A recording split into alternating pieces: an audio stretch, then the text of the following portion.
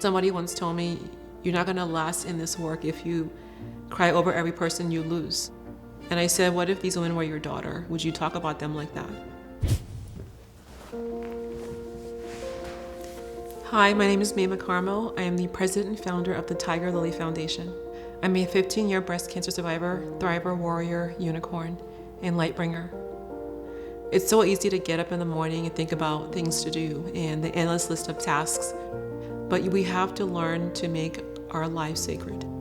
When I began this journey of going through breast cancer, it really made me just stop. One day I went into the shower and I just fell on my knees crying. And I remember praying to God that night and telling God, I don't know why this is happening. I don't know if I'm gonna live or not. But if I survive, if you show me how to live my life in a way that can serve you, I will spend my entire life giving that back to other people. And I went to bed that night, mad at God, praying to God. And the next morning, I woke up and I felt like a new person. And I just heard the words in my head, Tigerlily. And I smiled because I knew that to me the flower was my favorite flower. When it's fall and winter, the flower petals fall off. And when it's spring and summer, the flower blooms like a stargazer. And to me, women are beautiful, strong, and can be transformed throughout their cancer journey. So the flower would mean hope. It would mean beauty. It would mean a new way of living your life, even going through the darkest times of your life. Knowing that you are going to die, we're all going to die at some point, but knowing that you have a timeline, right, is something that puts an urgency about your living. It makes you want to live every moment to the fullest. I began working that morning on Tigerlily. I remember building the website, laying in bed, bald, with the bucket next to me because I would throw up a lot. And I created our first program called the Hope Box program, giving people boxes of hope.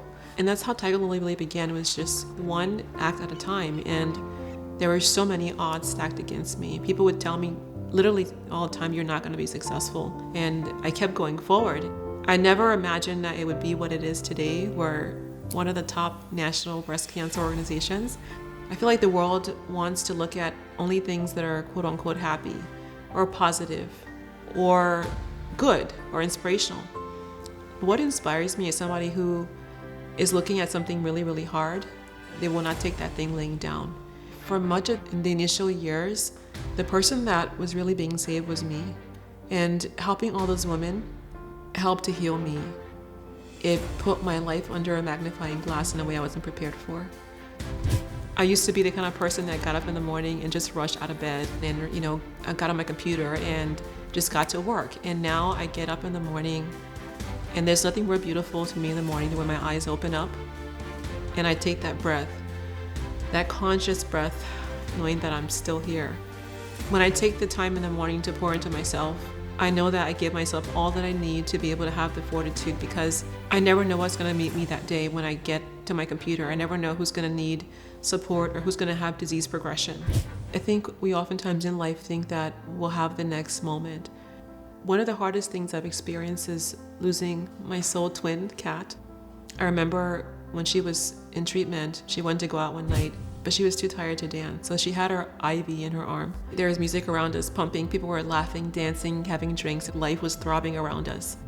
I didn't know that would be our last time going out dancing. For many, many months, I was just so angry. Everything hurt. Waking up hurt. This work is hard. It's painful. It can be lonely. But nothing is more loving than holding somebody when they're in that place of feeling alone.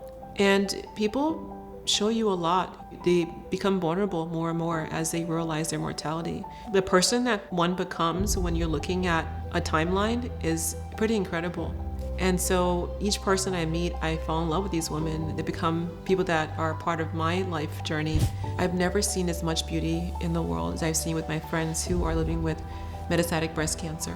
They dance, they sing, they raise chickens, and they have farms, and they travel the world. But it's how they use what they've been through to grow through those things is what matters. When I began this journey going through cancer, beginning Tigerlily, I was just one woman, one girl, a single parent, and today helping women across the world. I always think if I light somebody's candle and that person lights the next person's candle, the next person's candle, you build this incredible flame, right, of love and light. And that's what Tigerlily is. It's giving people this incredible emanation of love and light. If anything you learn watching this series is that you learn how to make your life a living legacy. How are you living your life in this moment, in this breath? And how do you think that when you look back at your life at the end, you'll reflect on these moments and be happy that you lived a life that mattered?